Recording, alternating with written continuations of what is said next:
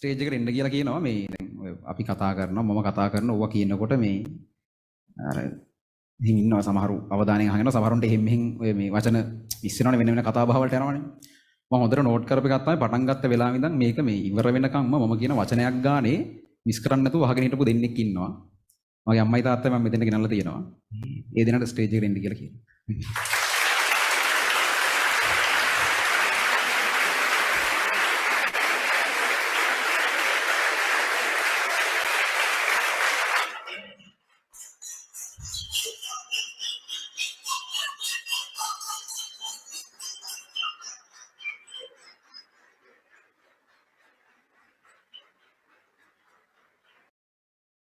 හරි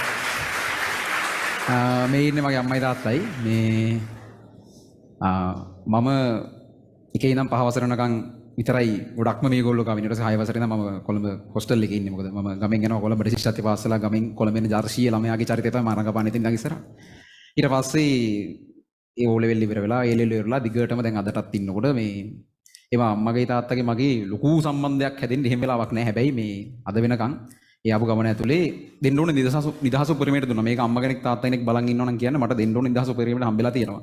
මගේ වයස තාම අවුරුදු 23යි. හැබැයි මේ වයස ඇතුලේ දෙමව්පියෙක් වශයෙන් දෙන්න ඕන උපරිම නිදහසද සහ දෙන්න ඕන උපරිම මඟ පෙන්වීම මේ දෙකම එකට බැලන්ස් කරලා දෙන එක මාර අමාරු වැඩක්. හරි. මමත් එහෙම කියන එකක් අහගෙන ඉන්න එක නෙවෙයි. හරි. මේ ඒවට ඒක වෙන්න ඕන එක වුණා. මේක මම මේම කරන්න ප්ලෑන් කරන් හිටපු එකක් නෙවෙයි. අද උදේ තමයි මට හිතුනේ මේ ඊයේ හුව එන්නද කියලා. හරි. අපිත් එන්නද කියලා හෙව්වා. අම්මයි තාත්තා ඉතින් හිටියේ මම එන්න දෙන එක නෑ කියලා. හරි. මේ උඹලගේ වගේ තමයි අපිත් හරි. එහෙම තමයි. ඉතින් මම ඊට පස්සේ අද උදේ තමයි ඕක මට මතක් කළා එන්න කියලා කිව්වේ. මම ඉතින් මොකුත් තෑග්ගක් දෙන්න මොකුත් ලෑස්ති කරලා තිබ්බේ නෑ. මේ අවසාන වශයෙන් ස්ටේජ් එකට එනල්ලා මට දෙන්න පුළුවන් හොඳම තෑග්ග දෙන්නම් කියලා මම හිතුවා.